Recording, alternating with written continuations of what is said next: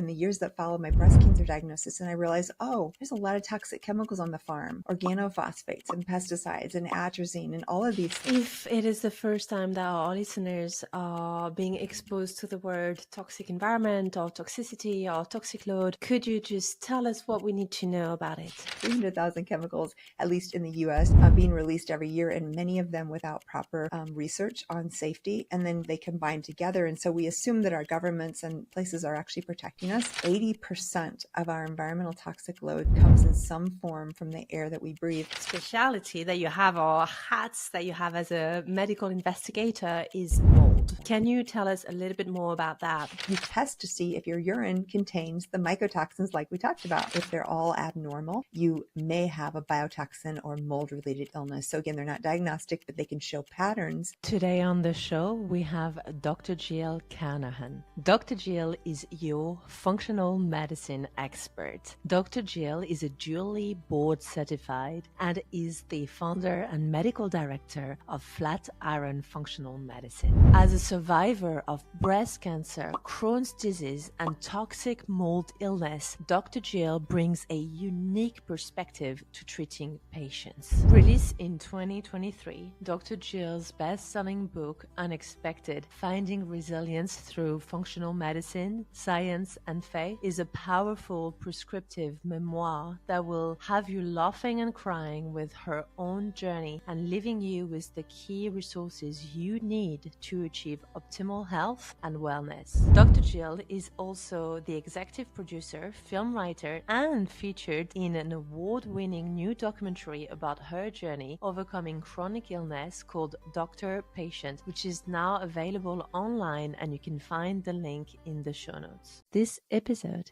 is brought to you by our very first show sponsor, CaptureBee.io.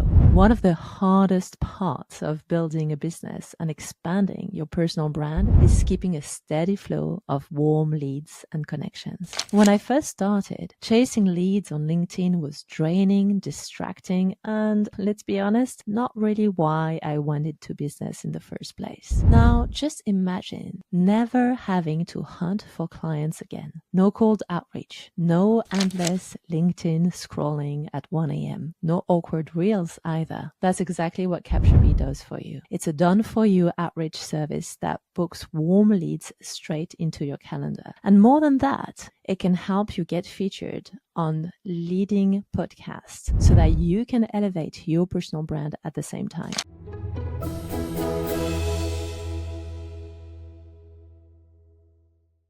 Dr. Jill, welcome to the show.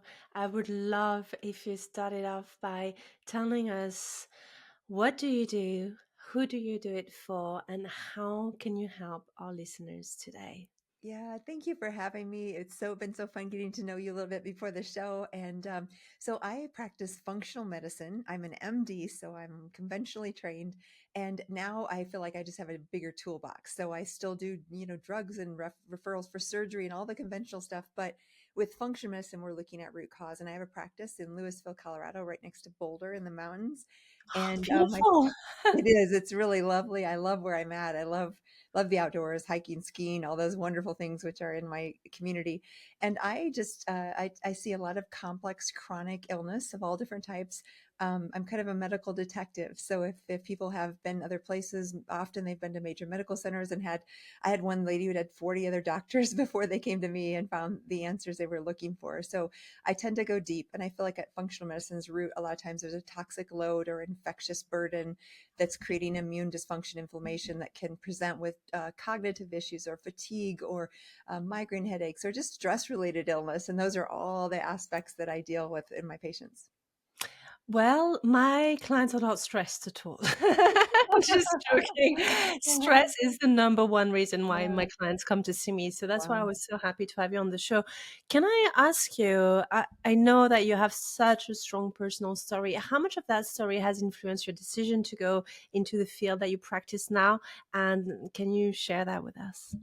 Yeah, so I grew up on a farm in Illinois, right smack dab in the middle of the U.S., a little south of Chicago. I was one of 5 children. I was the oldest girl. So I'm sure with some of your clients, that personality type, kind of like push themselves, hard worker, very tough, strong, don't complain, show up, all those things. I'm a recovering perfectionist and workaholic.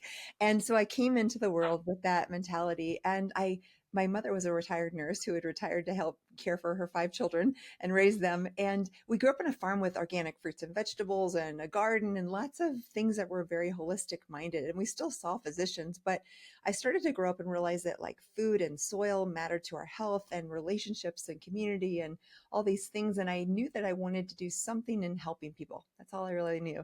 And no one in my family had ever been in medicine. So it was farmers and, engineers and those kinds of things, but no medical professionals. So it was kind of, it wasn't even on my radar to go into medicine. But as I started looking at chiropractic and acupuncture and physical therapy and nursing and all these other things, I realized, why couldn't I go into medicine? And as I started applying to medical schools, I started getting acceptance letters. And so I thought, okay, I'm going to go into medicine. But I went into medicine kind of knowing that I had a little different bent. Like I believe there was more than just drugs and surgery and that our conventional system had some failure points. It was great for stroke and heart attack and acute trauma. It was amazing. But if you had a chronic obesity or diabetes or just stress related illness, it's not very good. There's no drug to cure those things. So I realized that going in, and I felt like, well, I'm going to get the best medical education and try to really learn the system, because at the moment it was the most reimbursable system in the US. Maybe not the best, but one of the ones that was just as far as reimbursement. So went into medicine, and unbeknownst to me, which is typical wounded healer kind of journey, I had a lot ahead of me, because in my third year of medical school, right after my surgical rotation, I found a lump on my breast. I had literally just had my 25th birthday the week prior. And I did not think there was anything wrong. I was like, I don't even have time to deal with this. I'm so, so busy. I was working 12, 24, 36-hour shifts, maybe taking the most of 2 to 4 days off per month, like very, very hard, incredibly crazy schedule. But I went to have it checked out. And 2 weeks later, after the biopsy, I got a call from my physician who told me I had aggressive breast cancer at 25. So of course, like that's part of my story. I didn't know at the time. I just knew, I don't even know if I have, 6 weeks or 6 months or 6 years to live. I was facing my own mortality. And in your 20s, you don't think about that. Like you just don't have that concept in your 20s. You don't think that you're going to die or that you could die. So all of a sudden, I'm like facing not only my education and wellness and medicine, but my own mortality. And I had to take a leave of absence. I got 3 rounds of chemotherapy, sorry, 6 rounds of chemotherapy, lost all my hair, got very sick from the chemo. I had radiation. I had multiple surgeries. And about 9 months later, they were considered in remission. And I came back to work, and I had that, strong family upbringing on the farm that was don't complain, this hardworking thing. So if I look back at that sweet girl at 25 myself, and I'm like, sweetheart, you should have taken a little time off. You could have maybe rested. You could have recovered. And I was so depleted, and I just went right back into medical school, into the most aggressive environment. Not only, I mean, there's a lot of things I haven't even always talked about, like very paternalistic, very abusive environment, extremely poor quality of life because the work hours weren't regulated back then. So it was pretty darn toxic, the education. And it's so funny because you want to create these physicians who are empathetic and have this, compassion for people. And you're creating these robots that are sleep deprived and food deprived and learning to deprive themselves. And how in the world can you show that love and compassion and generosity to those you're serving if you're completely deprived? So the system wasn't good either. And then here I come back into that. And again, that's a lot of the lessons I learned in the journey. But that was my kind of first trial by fire into becoming the patient and really understanding from that other side of the white coat what it meant to look death in the face. And did you ever get a sense for what could have happened considering how young you were, barely 25 years old, so that something so drastic and so potentially tragic happened to you? Well, see, that's the interesting thing. And that's what makes me a great medical detective, because I always have remained curious. And I think that I'm always amazed at some of the people I get to talk to. And I'm sure you do too, on the guest on your podcast. I think one of the hallmarks of genius and lifelong learning is that curiosity. And fortunately, I've always had that deep, I wonder why. Why did this happen for my patients and for myself? So I started digging right away in the years that followed my breast cancer diagnosis. And I realized, oh, there's a lot of toxic chemicals on the farm, organophosphates and pesticides and atrazine. And all of these things have endocrine disrupting effects, which means they have a hormone like effect on the body that can contribute to hormone related cancers. So I started to see the bigger picture that the air that we breathe, the food that we eat, the water that we drink, the place that we live. And I grew up on this place that could have been considered like the most idyllic place for a child to grow up, acres of land and green pastures and siblings and a family that was really strong. And yet that environment was slowly killing me. So I had to kind of look that in the face and start to realize, oh, wow, there's things in our environment that could affect our health. And I think for me, there was definitely some of those chemicals that interplayed with my genetics that led to me getting diagnosed at 25. If it is the first time that our listeners are being exposed to the word toxic environment or toxicity or toxic load, could you just tell us what we need to know about it? So this is interesting because my life's work as an environmental professional, I really deal with environmental toxicity at the core on so many levels. And what many people don't realize is, like I said earlier, the air that we breathe, the water that we drink, the food that we consume, the place that we live in, our home environment, our work environment, our cars, the exhaust, the nanoparticulate that's in the air. So many of these things have a profound impact on our health. And it can be a little depressing when you realize we're all kind of swimming in this toxic soup that we call the environment. And it's only getting worse. I think there's over 300 chemicals, 300,000 chemicals, at least in the US, being released every year, and many of them without proper research on safety. And then they combine together. And so we assume that our governments and places are actually protecting us. And many times there's things in our environment that are not safe. One example is polyfluorinated compounds. They come from things like Teflon and Gore-Tex. It's like the nonstick cookware, or if you throw a popcorn bag in the microwave, or if you get a takeout container for food at a fast food or even a good restaurant. All of those things have the lining of polyfluorinated compounds. These are forever chemicals. So as they start to break down in our environment, we aren't even able to calculate the half-life, which means they're in our water supply and our food supply. And if you're not thinking about filtering the water that you're drinking and breathing clean air and making sure you're not getting exposed to these things, they're there and you're going to be exposed. And like I said at the beginning, it can be a little depressing.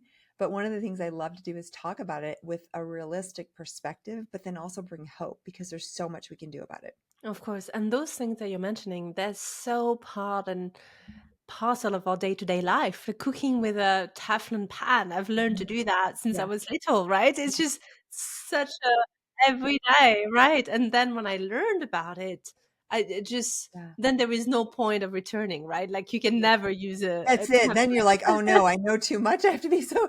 But the truth is the freedom comes in knowing and then being able to choose. And I always say once you learn better, then you choose better and you make different decisions. And until like I didn't know when I got breast cancer that all these chemicals, and I didn't even start to talk about all for women and men too, the things we put in our body, our hair, our products, our makeup products, our air fresheners in our home, all of these things, if we're not conscious of what we're using, can be very toxic and contribute to a super toxic internal environment. And one of the things I've mentioned multiple times is the air that we breathe. 80% of our environmental toxic load comes in some form from the air that we breathe. And I think for most of us, taking a breath is just something we don't think about. We don't think about, is this air that I'm breathing clean and safe for my body? I know that one of the toxic speciality that you have or hats that you have as a medical investigator is mold. Yeah. Can you tell us a little bit more about that? Why should we care about that? How do we know? Because I think there is a bit of a misunderstanding that mold is something that we need to worry about down the basement of our grandparents' Mm, house and it's dark and it smells and that's the mm. only kind of mold there is. And I know that it's not the case and you can be exposed to mold without being aware of it. Tell us more. Yeah, so this is so interesting. And once again, I'm kind of like the guinea pig of so many conditions because I had breast cancer shortly after that. I had Crohn's disease. And then in my 30s, I had mold related illness. And what happened was, and then I'll tell you what mold is and why you should be concerned. So I was in Boulder, Colorado, in an office that was a little bit older, probably built in the 70s, and there was, unbeknownst to me, some water standing in the basement, and my office was on the second floor, built above a crawl space with standing water. And those are all, now that I know about mold, risky factors: basements that leak, or foundations that leak, or crawl spaces that are damp. Really, any intrusion through windows, or condensation, or dishwashers, or fridge lines that aren't properly hooked up, or bathtubs that leak, or tile that isn't properly installed, and many, many, many things in our home where there's water, you can have this intrusion. And whenever it gets onto porous substances like drywall, or anywhere, carpet, or pieces of your house, it will grow microbial growth, and then that mold becomes an issue. So many people are walking around and living in a home that has some microbial growth, and mold is like this spore-like substance that's pretty large. So if we would breathe in those substances, those molds are actually so large they wouldn't go through our alveoli and bother our blood at all. We might have a little effect like an allergy. But what happens is those molds, most of them produce something called mycotoxins. And this is their protective as a living organism. They expel these mycotoxins, and these mycotoxins are 2.5 microns and smaller, which is about as small as a virus particle could be. So when we breathe, say we're in a home, and behind this wall, unbeknownst to me, is some mold. I don't see it. I don't smell it. I don't even know it's there. But all the while it's growing on that wall, it's producing these toxins that are so small that if I'm standing or sitting in this room, I breathe in, and those small particulate go right into my alveoli and directly into my bloodstream within seconds of breathing that air. And these mycotoxins there's thousands of them, and they have various activities. But for example, one in particular called mycophenolic acid is used to create a drug called Cellcept, which is used for organ transplant recipients to suppress the immune system.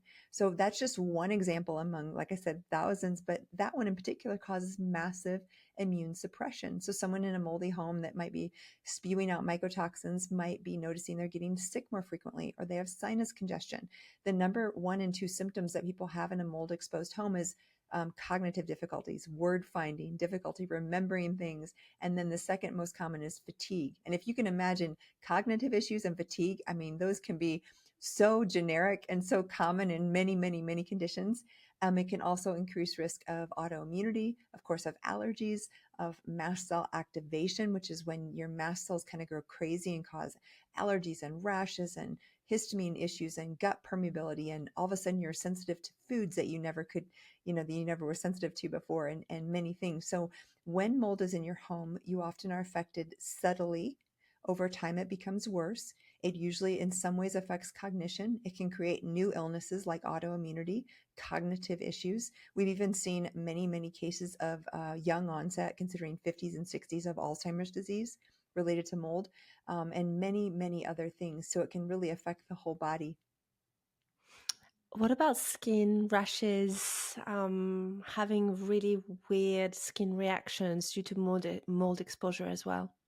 Yeah, so one of the things mold likes to do is our body can sense it if it's exposed, and we have these primordial immune cells called mast cells. And maybe some of you out there have heard of mast cell activation disorder. It's becoming more common, sadly.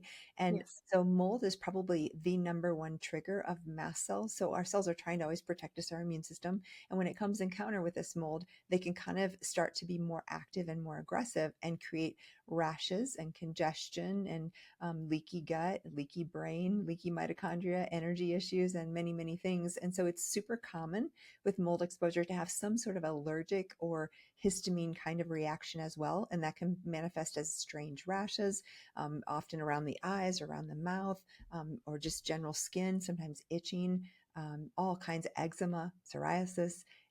And like I said, many autoimmune diseases can be triggered by mold. So even if you have a new onset Hashimoto's thyroiditis, which is a thyroid disorder, or all of a sudden you have arthritis when you wake up in the morning, you're very stiff and sore. Of course, all the cognitive disorders. Some people will have rapid heart rate or trouble sleeping.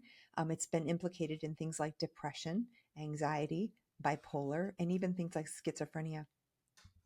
So, what exactly should we test? Should we test our body? Should we test our office? Should we test our home, or all of the above? How do we find out? Let's say, we have Jeff listening to us today who is hearing about mold exposure for the first time, and he has some of the symptoms that you just described, and he thinks, whoa, I do. what do I do next? Right? How do you Yeah. test that? So I love to frame this so it's accessible because there can be tests that are real expensive and there's things that are free. So let's start with the free, easy stuff. And I always want to frame it around you can do this yourself. This is what I do in clinical with, talking to a patient is I ask them their timeline and their story. And so one of the first things that you can do is just on a piece of paper or in your mind, think about, okay, when did I last feel well? And maybe it was 4 years ago. And then, okay, well, what happened along that timeline since I actually felt well?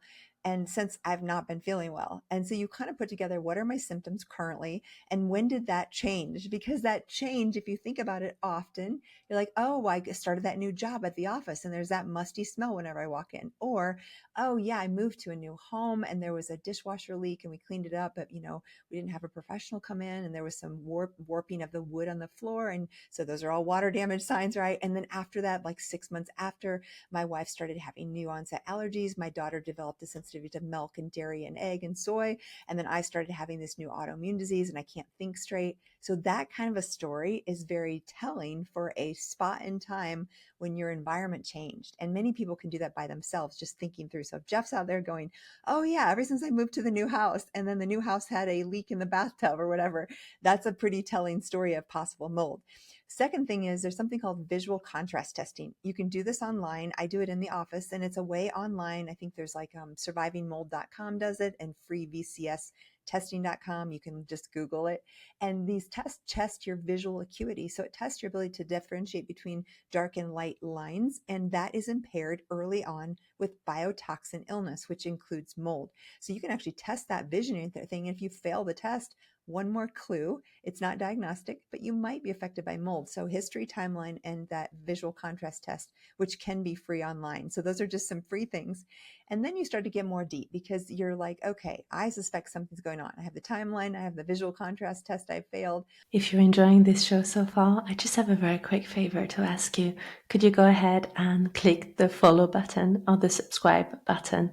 It would mean so much to me and it would really help to grow our show so that we can enhance the production, we can bring you the best possible guests, and we can have the most amazing conversations. So if you haven't already done this, please take a moment today to go ahead and click the follow button or the subscribe button. Thank you so much.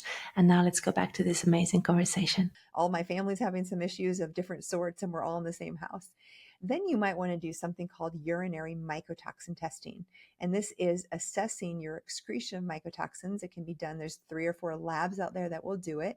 And you test to see if your urine contains the mycotoxins like we talked about. And if those levels are really high and there's multiple different ones in there, there's a more likelihood that you've been exposed. Now, it could be you can have a body burden that lasts for years, even sometimes decades. So there's always a possibility that it's an older exposure that you've never really dealt with or that you have some stored toxins in your tissues, but at least it gives you a clue. There's also a bunch of lab markers that you'd need a doctor to order, and they're more complex, but I'll just mention them just in case. They're called the chronic inflammatory response markers, and that would be things like TGF beta, it's a cytokine, MMP9, VEGF, ADH and osmolality. And again, these are all technical kinds of things in the immune system. When if they're all abnormal, you may have a biotoxin or mold related illness. So again, they're not diagnostic, but they can show patterns of inflammation in the immune system. And these are blood tests. So you've got urine mycotoxins, you've got the blood test, and then we've got the good history. And if all that's pointing to a mold related issue, then you can test your environment. And the environment, typically what you'd want to do is because it's can be expensive to have a professional come in and test, and they can even miss stuff. I usually start with something called a ERMI or qPCR. ERMI is old terminology and it's not very well validated. So even though that's the lay term, if you're Googling it or searching for it, the technical term is qualitative or qPCR, polymerase chain reaction, which just means they're testing for DNA in the dust of your home. And it's a great, easy way where you just collect a dust sample on like a Swiffer cloth that is sent to you in the mail. You send it into the lab, and the lab looks for DNA evidence in your dust of mold because the dust carries the mold and mycotoxins in your home. And that's also one of the solutions because the cleaner your home is after you fix it, the problem or remediate, the less likely you have a bunch of residual mold sitting around causing you trouble. It's so good to know. Exactly how common is it in the US, for instance, to have mold exposure? Yeah, so the evidence is showing that maybe even 1 in 2, 50% of homes have some mold, so it's crazy. We used to say 1 in It's 4. really I know, high. like, it's so crazy. And even for me, I have a condo now that I live in that's safe, but I've been looking for houses, and as I go, of course, as a mold survivor and understander of this, I really have to look and search, and even in just good, normal homes that are up for sale, a lot of times I'll find mold issues. I'd say in my experience, maybe 1 in 3 homes have issues. So I'm moving into a new house in the new year. Yeah, What should I do as a starter pack of mold aware yeah. new home builder? I want to make sure I've already chosen the house. How do I know that when I step in the house, I'm not stepping into a mold infested house? Yeah. So one thing we didn't talk about that I think is a good frame around this question is the fear that comes because if you had a mold exposure and you've gotten like I had, I got really, really sick, almost incapacitated, like I almost couldn't work and I was able to get through it and heal myself. But it is so, so devastating when you are very sick from mold. And because of that, there can be a lot of trauma around it. And when I wrote my book Unexpected, I did the research around the mold and the trauma. And I remember being shocked to read there's literature showing that just inhalation of noxious materials like mold or mycotoxins will trigger the limbic system and trigger your HPA axis. So even if you're like, okay, I know I'm going to be fine. I've done this before. I can figure it out. And like you're totally grounded and you've got therapist and hypnotist and all the kinds of good stuff that we do. Even so, there's literally a physiological response that when your body senses that mold, it triggers this trauma, that triggers this limbic response. So I have all 100% of my patients who've had mold related illness deal in some way with that limbic activation, whether it's somatic based therapies or trauma based therapies or medical hypnosis or DNRS, or there's so many things you can do out there. But something of that sort is important. And so back to buying a home. First part is you want to kind of expect if you're looking for a home or if you're building a new home, when I'm looking for homes, I expect that I'm going to find issues. So that sounds weird, right? I expect that, but what I want to do is I want to know what it is and if it's fixable. So for example, if I find a home that has a real issue with the foundation, there's water seeping in from the ground, the foundation is unstable. That's a big deal. That's the foundation, replacing a foundation of the home is like kind of really hard and really expensive. But if there's a window in the bedroom that was leaking and there's some intrusion around the wood and some warping and I need to replace that window, easy, right? No big deal. Or if there's a water sump pump in the basement that's not working, or if there was a fridge line that leaked and there's a small area of dampness, but it didn't destroy the whole kitchen floor. So what I want to know is not if there's a problem. Want to know almost where's the problem, because as we build these more efficient buildings, the more efficient they are, there's actually more issues because we're preventing that airflow internally to from inside to outside. So for example, if you had an old log cabin with lots and lots of cracks in the wood, you'd actually be safer because there's so much air exchange from the outside versus a LEED certified New York City high rise that's so airtight that there becomes condensation and there's no ability for that air exchange. So those are the things. So basically, if you're looking for a home, you can do a dust sample. Like as I've looked at real estate and purchasing a home, pretty much every home I look at, I want to do a dust sample. And then I will also in the inspection hire a specific mold inspector to take a look. And again, it's not that I expect to find nothing, although that'd be beautiful. It'd be a miracle. I expect to say, what's going on here? And is it something I can deal with? And then if you're owning a home, you just want to do the proper maintenance to make sure your windows are sealed and there's no leaks or cracks. You want to make sure anywhere there's water. I often have people put these little things you can buy on Amazon. It's like a rubber barrier under sinks. So if there were a leak, with a little signal or alarm that goes off if there's a water damage, so you know immediately. And that just protects you from getting that water through the wood into the floor. For me in my fridge, there's a water line to make ice. I actually just disconnect that because it's such a high risk for me that I'm like, I can make my own ice cube trays. I don't have an ice maker in my fridge because of that water leak. And then making sure your dishwasher is properly installed. And then in bathrooms, making sure all the tile is properly grouted and sealed. Maybe go in and seal your shower every 5 years or so with another, silicone piece in there. Whatever you need to do to just make sure that areas that are high risk with water, that you're watching those. And then crawl spaces are interesting because at least in Colorado where it's quite dry here, crawl spaces are probably the biggest issue we see for intrusion of mold into homes. And I know we talked about the kitchen and the bathroom. What about pools and jacuzzis? I'm thinking about a lot of my clients are biohackers, or Yeah. they're into this new wave wellness, and they have their own kits of an ice bath or at-home jacuzzi, or even a sauna with condensation, at-home pool. Do we need to worry about those water sources? 100%. And I'm always like, if I would look at a house and there's an indoor pool built in there, that to me is a big red flag. It doesn't mean it's impossible, but you've got that condensation coming up, depending on the air temperature, into the roof of that pool setting.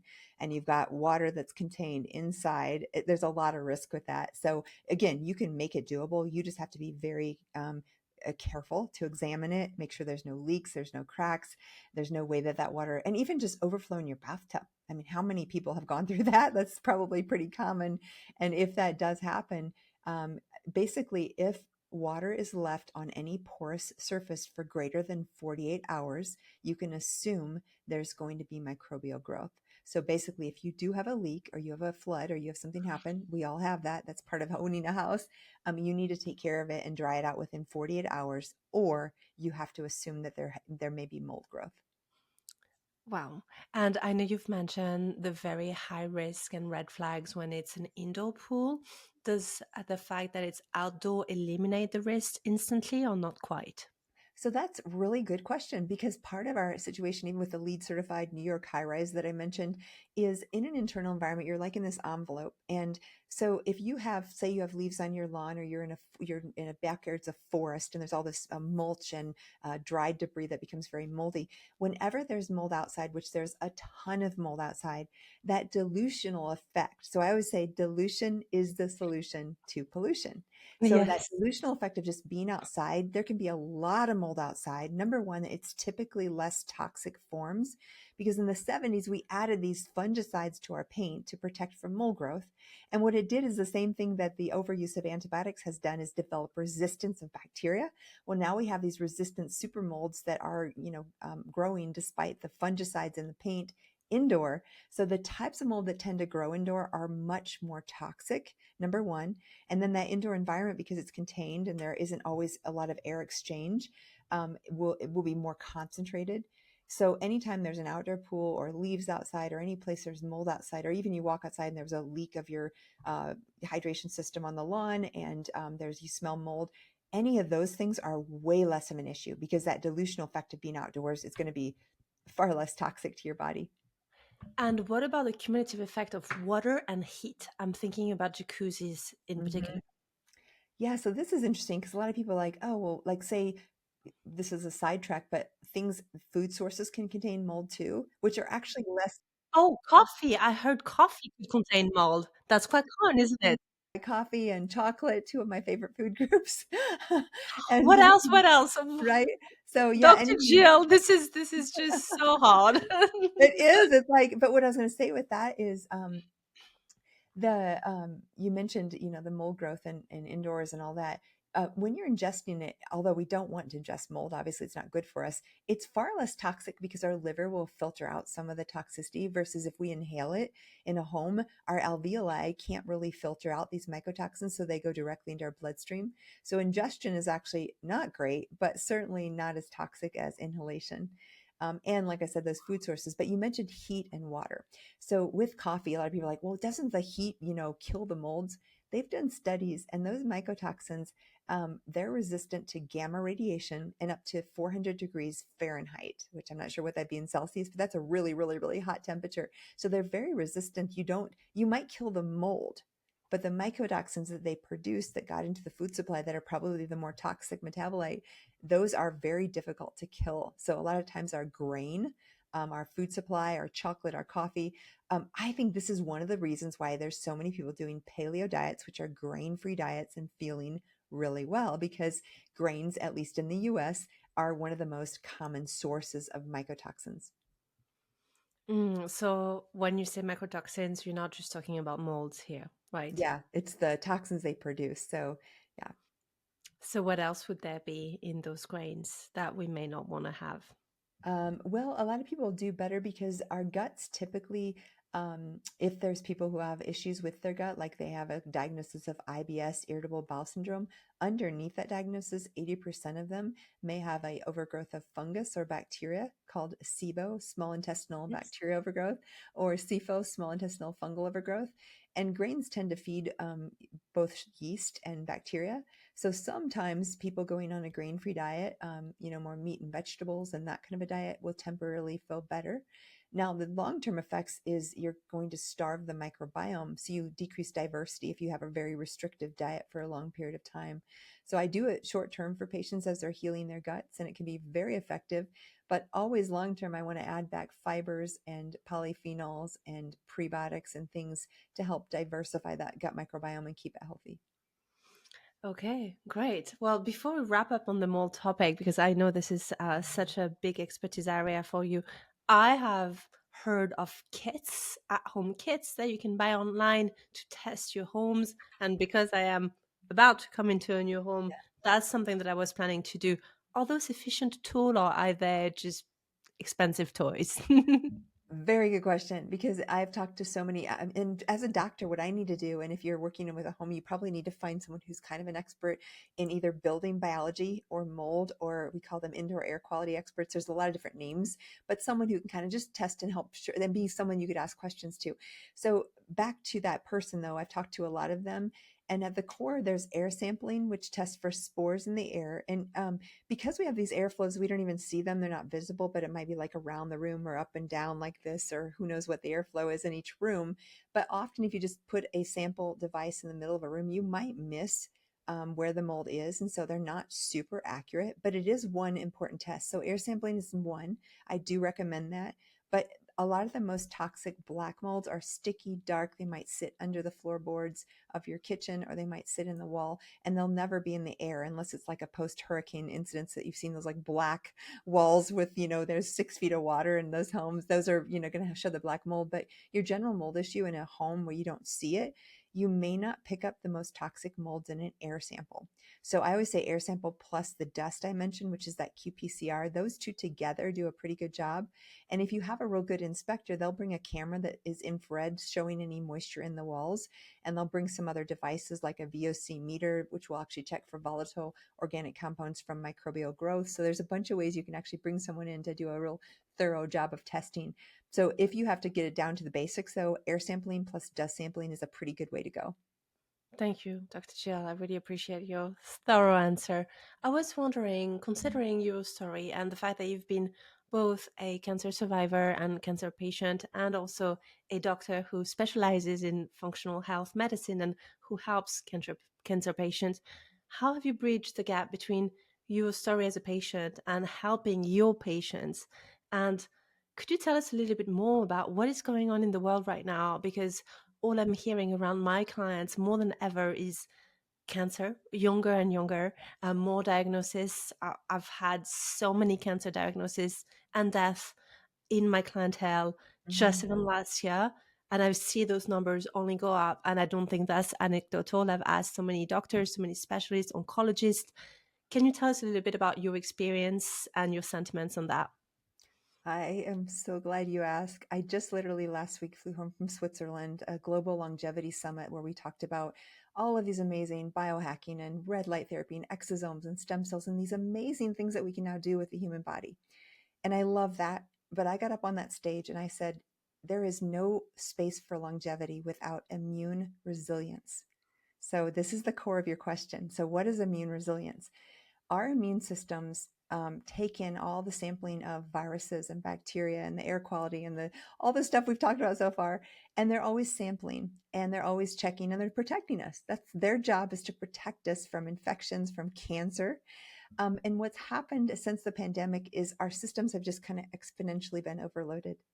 And so that ability for our immune system to still detect what's dangerous and fight it and protect us, like cancer cells that have gone rogue or viruses or bacteria, and also not overreact and cause autoimmunity or damage to the inside. For example, many times with mold related illness, there's something called CIRS, chronic inflammatory response syndrome. And what that is an immune system that has detected mold and is trying to get rid of it, trying to rid the body of it, but it's gone haywire and it causes a collateral damage inside like friendly fire because that immune system is so upregulated. The cytokines are so high that there's tissue damage and there's autoimmunity and there's brain fog and there's neurological damage. And all of that happens because that immune system is upregulated.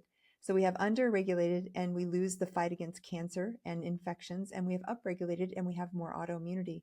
And the three things that we see with environmental toxicity that is overloading the immune system is cancer, your question, autoimmunity, which is also exponentially increasing, and neurodegenerative diseases, which is ALS, Parkinson's, Alzheimer's, and anything in the neurological realm.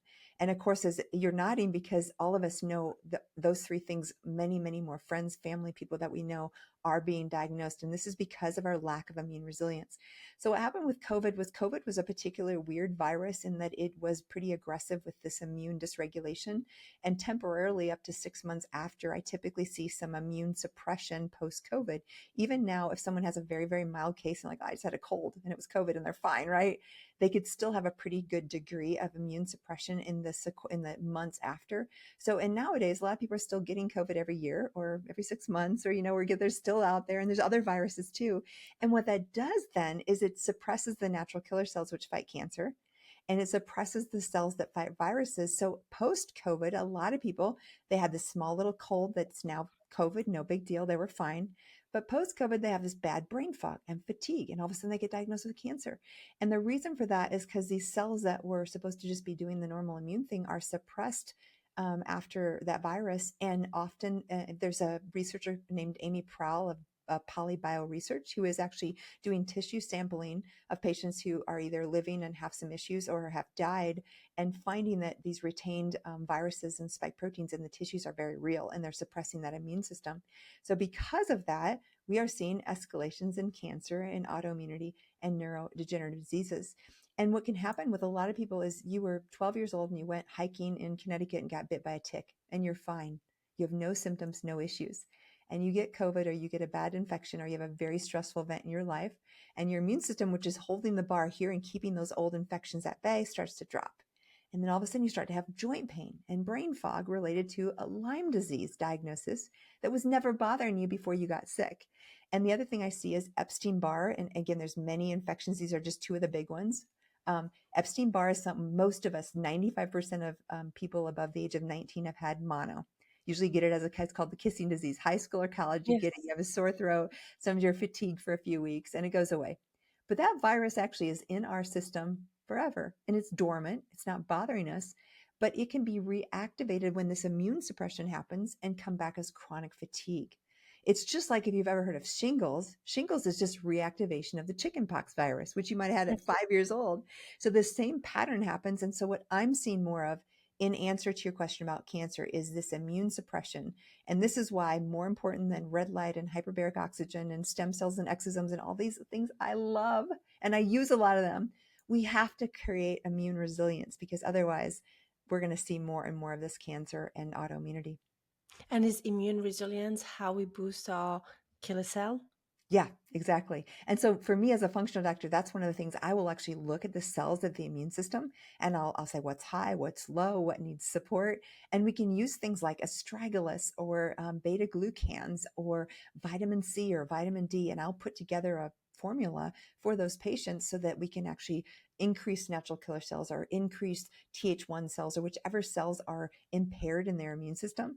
And then we can also do things like some of the cancer screenings. Now you can do a whole body MRI and screen for early cancers, or you can do a test called circulating tumor cells, which detects stage 0 cancer before you ever get a tumor. Now, I would love to ask you, what can we do in our lifestyle without going the supplement route? If we would just want to change the way we live, the way we eat, the way we move, the way we sleep, even the way we think, that could really help us holistically boost our killer cells. Yes. Yes. I love this. And we started before we even got on the show talking about your clients and your audience. Stress is so big, right? And you and I are no different. And I'm sure a lot of people listening are nodding like, yeah, stress is a big deal in my life.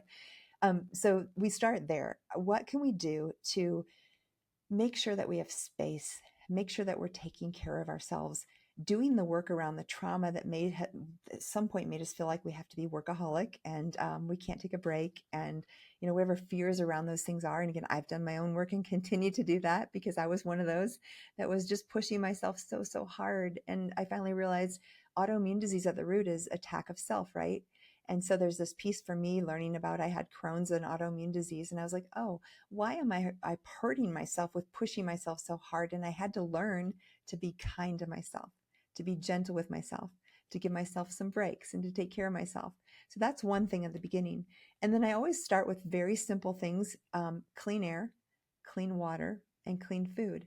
So before you go out and buy a hyperbaric chamber or a red light therapy device or any of these things, which are great, I love them, I use them all, um, you want to be doing the basics. So starting with clean air, I make sure patients have a good quality air filter in their home, especially the bedroom. And you want a high quality HEPA filtration system, which filters out the particulate. But you also want a good HEPA filter with a VOC filter inside. Usually that means it has a carbon core of some type, like charcoal or zeolite. And that carbon core will pull out things like formaldehyde or off-gassing of molds or mycotoxins or even viruses, these smaller things called volatile organic compounds or VOCs. Or even if you have off-gassing of new flooring or furniture in a new house, that'd be a good reason to get that HEPA filter with a VOC. So clean air. You can also now install into your HVAC or your system some of these UV devices that will kill microbes and mold. But you want to make sure you're filtering the air. Second is clean water. And I'm a big fan of either a whole house filtration system like a reverse osmosis, or even if you're like me in a condo and it's harder to install that whole house filter, you can have a pitcher in your fridge that's cleaning the water, or you can have a standalone device on your countertop. I have both. And those kinds of devices will just clean the water that you're drinking. And I really nowadays recommend no one drink tap water because it's so toxic and we're not really filtering out things like the polyfluorinated compounds and the heavy metals and fluoride and those kinds of things. So clean air, clean water, and clean food. And clean food really comes about down to trying to get as much local, in season, organic as possible, trying to avoid things like farm salmon and get wild instead, and just looking at your sourcing of your food supply. And then we started to touch on clean emotions and the stress levels and all of that, and doing whatever you can to just really make sure that you're taking care of yourself. And then the last thing is sleep. You have to sleep. That's when your immune system repairs and recovers. And so sleep is absolutely crucial. I love that you mentioned clean water, and I have a bit of a trick question. I hope you don't Yeah. mind indulging me in Uh-huh. that. I'm very aware of microplastic, and I become slightly obsessive at times. So I'm trying to just Yeah. rein it in. But um, I was at a friend's house, and there was no glass bottled water or water filters, and my options were drinking out of the tap or drinking out of a plastic water bottle that had been like slightly exposed to the sun, so I Yeah. could see Yeah. that it had been warm, and I know that that makes the microplastic leach even more. Like, what's worse? This is a great question. I love it so much because years ago I've been like, oh, of course, the plastic filtered water. Nowadays, this, which is why you answer the question. I think the tap water would absolutely be better because we know there's certain things that are not easily, like nowadays, one of the big extreme things we can do is total plasma exchange, where we actually filter our blood. Like you can go in and have that done, apheresis or plasmapheresis. And we know the big things for this plasma exchange are microplastics because there's not really a binder that we can take, or glutathione doesn't touch plastics, mold, which we talked about, organophosphates, which is the pesticides and chemicals, and then the PFAOs, which is that polyfluorinated. Those big four are the things that we're now seeing that are harder to do. Like say you do a detox or you do infrared sauna, it's harder for us to get rid of things like microplastics. And I think microplastics are the next big toxicity, maybe right after mold, because it's Right. invisible, it's everywhere. So bottom line, I wouldn't like either, but I'd drink the tap water over the bottled water. That's what I did. Yeah. But it can be tricky, right? When Yeah. you have those situations. And so, what do you advice, and I know this is all very personal, of course, but in terms of binders and anyone Sure. wanting to do a bit of a detox, I've experimented with Tutka, Yeah. I've experienced Yeah. with charcoal, so I've done different modalities. Do you have a favorite to go to? Yeah, so that's a great topic. Let's talk a little bit about. So, if you have like mold exposure or PFAOs or all these different things in our environment, which we all do, I'm a big fan of incorporating daily detox things, just like the clean air, clean water, clean food, starting there because the inputs matter. And then making sure you have a routine around how do I keep detoxified. So, infrared sauna is huge. I'm a big fan of that because that's one of the ways as we sweat, we get it out of our system. And really, what we're doing is we're mobilizing toxins from the tissues, from the air that we breathed, or the food that we ate, or the water that we drank, or just being born. In 2001, there was a study of birth of babies and the cord blood of infants. This is now over 20 years ago. And the cord blood had an average of 200 toxic chemicals as a baby was being born into the world. So that's like kind of scary because we start off behind the game. So what do? Glutathione or glutathione production is one of the biggest, most important things because that's our natural detoxifier. It is made in our body by the liver. But often I will supplement liposomal or oral glutathione, even IV glutathione. You can even nebulize glutathione. So some form of glutathione can enhance that mobilization of toxins from the tissues into your blood so that your liver and your kidneys can filter. You mentioned TUDCA, and that's one of the things, and then it supports the liver. So the other piece of this is supporting the liver.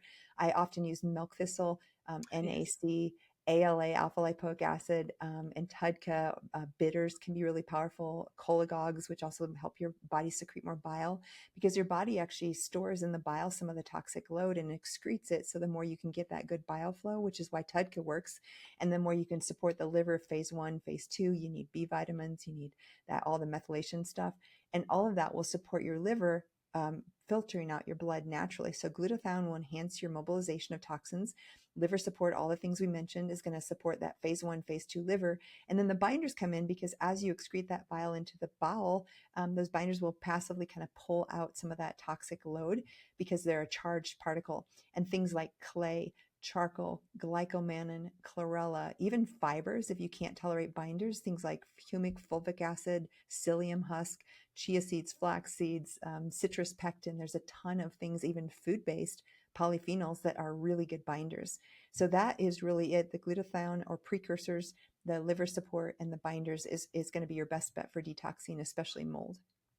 Dr. Jill, thank you. I have just two more questions for you. First one is, if our listeners want to work with you, do you offer online consultations, and how can they get into your world and get to work with you? And second, can you tell us a little bit more about your book and where it can be found, and tell us any other ways that you would like our audience to reach out to you? Oh, thank you so much. So I have a clinic in Louisville, Colorado, and we are accepting new patients. I have two, a nurse practitioner and a PA, and we all see patients and they work with me. So if someone is interested in consulting, that is available. You can just call the office. All of my info, all of the practice, all of my mini podcast, all of my literally thousands of blogs that are all free are on my website, Jill Carnahan, JILLCARNAHAN.com. So you can kind of, that's the hub of everything. And my products and services are at drjillhealth.com. And books, you can buy them Amazon, anywhere books are sold. My book is called Unexpected: Finding Resilience Through Functional Medicine, Science, and Faith. And it's really just a memoir that includes my own journey through all of this and what I learned in the process. But it's also very practical. You're going to find sidebars on like how to treat mold, some of the things we talked about with testing and testing your body. And so this practical intermittent advice interwoven in a story and the stories of my patients who've recovered. I'll make sure to add that all in the show notes. Dr. Jill, thank you so much. It was a delight talking to you today. I learned so much and I can't wait to reconnect with you soon. Thank you. You're welcome. If you want to be featured on industry's leading podcasts, you know you need to grow your LinkedIn presence and improve your personal brand, but have zero time to do it yourself. Capture B is your answer. I've been using it myself and it's been just a game changer. So today I want to share it with you. If you're ready to grow your business and personal brand without burning out in the process, go to captureb.io. Thank you for spending your time with me today and listening to this episode. Remember to subscribe so that you can receive weekly updates. And if today's message resonated with you, please remember to share it with a friend, a colleague, or a loved one who could really benefit from this episode.